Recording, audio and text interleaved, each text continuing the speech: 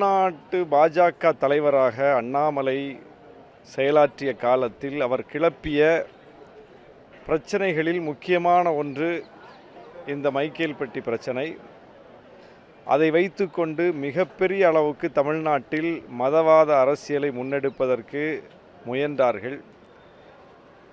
இந்த பிரச்சனை மட்டுமல்ல, அந்த காலத்தில் அவர் தலைவராக இருந்த காலத்தில் அன்றாடம் செய்தியாளர்களை சந்திப்பதும், டெய்லி ஒரு அணுகுண்டை போடுவதும், ஒரு சர்ச்சையை கிளப்புவதும், அதன் மூலம் தமிழ்நாட்டினுடைய விவாத களத்தை அந்த திசையில் மாற்றுவதுமாக தொடர்ந்து செயல்பட்டு கொண்டிருந்தார்.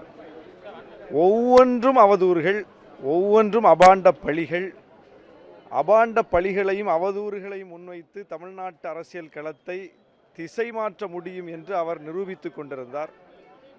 இன்றைக்கு அவை ஒவ்வொன்றும் காலத்தால் பொய்யாக்கப்பட்டு வருகிறது. அதில் ஒன்றுதான் இந்த மைக்கேல்பட்டி பிரச்சனை.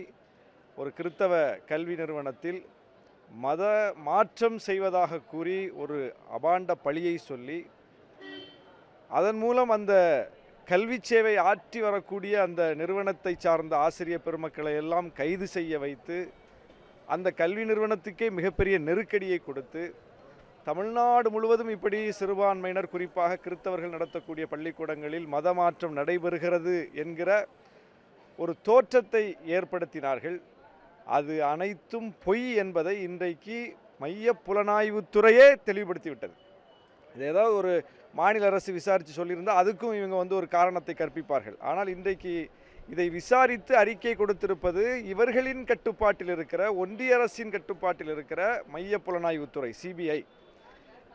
இதிலிருந்து என்ன தெரியுது? பிஜேபி முன்னெடுக்கிற அரசியல் எப்படிப்பட்ட பித்தலாட்ட அரசியல் அப்படிங்கிறது இன்னைக்கு நிரூபணமாயிருக்கு.